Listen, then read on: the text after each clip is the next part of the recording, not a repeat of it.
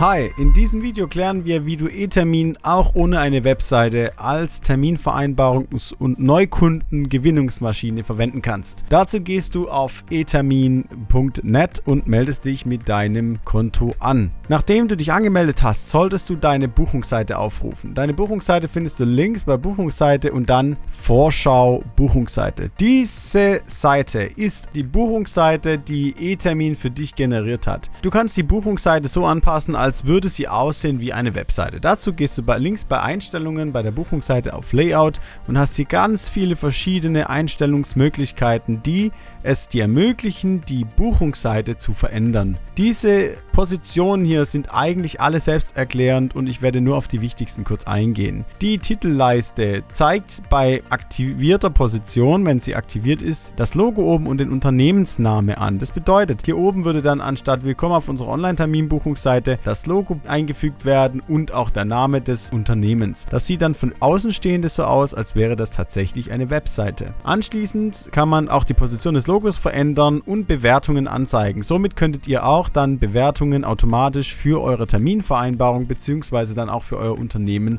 sammeln. Nachdem ihr dann euren Top-Header eingefügt habt, gibt es noch die Möglichkeit eines Sliders. Bei modernen Webseiten ist es so, dass die Slider mittlerweile wieder zurückgegangen sind. Das heißt, immer weniger Slider eingefügt werden, aber die Seite ist hier ein bisschen trist und wenn ich möchte, dass hier ein Slider eingefügt wird, dann klicke ich hier auf Slider anzeigen und wähle dann beispielsweise Bilder aus, die ich dort angezeigt haben möchte. Demnach werde ich jetzt einfach mal ein Bild einfügen, um euch zu zeigen, wie das dann nachher aussieht. So, wir nehmen jetzt hier ein schönes Garagentor, weil wir hier auf der Garagentor-Seite sind und wir lassen es mal bei 2 Bildern, dass ihr auch kurz den Wechsel seht. Also nochmal Innenseite von dem Garagentor. Das Bild ist zu groß, das heißt, ich muss eigentlich ein weboptimiertes Bild nehmen, mache ich dann auch und wähle einfach mal so ein Drehtor aus. Anschließend klicke ich auf Änderungen speichern, gehe auf meine Buchhaltungsseite und lasse mir den Slider hier anzeigen. Da seht ihr schon, ich muss hier ein bisschen optimieren. Ihr seht, dass das Bild viel zu groß ist oder wenig angezeigt wird. Das heißt, ihr müsst es etwas zuschneiden. Aber ich möchte die Bilder hier nicht einfügen und lösche sie deshalb wieder raus, mache Slider entfernen und klicke auf Änderungen speichern.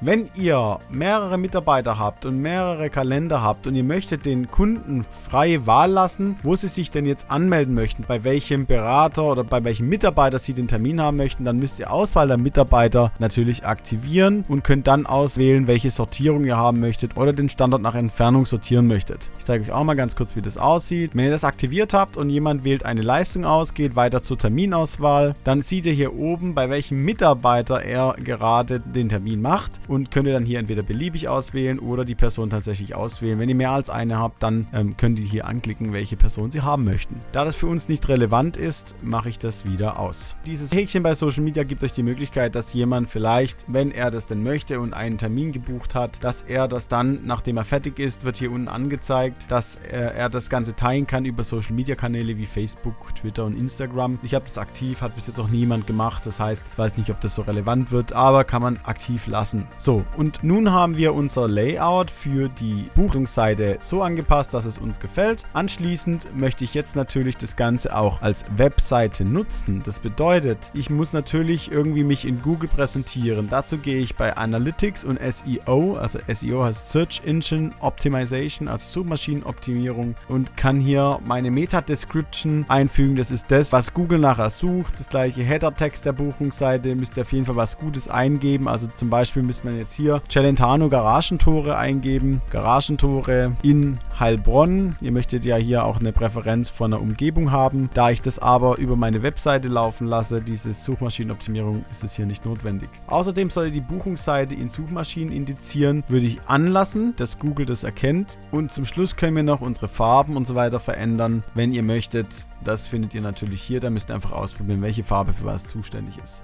Abschließend sind wir natürlich mit Änderungen speichern fertig und möchten jetzt natürlich über Facebook unsere Neukunden auf diese Terminvereinbarung leiten. Also wir möchten Neukunden per Facebook generieren, indem sie eine kostenfreie Terminvereinbarung machen, wir dadurch ihre Kontaktdaten haben und durch Online-Werbung unser Terminkalender sich automatisch füllt. Natürlich zurück wieder in meinen Werbeanzeigenmanager und wie ihr gesehen habt, haben wir ja hier noch unsere Werbeanzeige, die ich jetzt öffentlich geschalten geschalten habe. Diese Werbeanzeige kann ich jetzt nochmal bearbeiten und sage dann einfach als Ziel nicht die Seite meiner Webseite, sondern ich wähle einfach als Website, wo ich meine Besucher hinleite, nehme ich nicht mehr die URL von dieser Webseite, die ich habe, sondern ich nehme jetzt die Buchungsseite mit etermin.net/Celentano Garagentore. Das ist die Buchungsseite, die über eTermin läuft. Und somit schaffe ich es dann, die Besucher, die auf die Webseite klicken, über Online-Werbung mit einem geringfügigen Geld, nämlich 15 €, und damit kann ich mehrere tausend oder mehrere hundert Leute erreichen, und die explizit auf meine Zielgruppe zugeschnitten sind, auf meine Terminvereinbarungsseite zu lotsen, auf der sie dann einen Online-Termin kostenfrei buchen.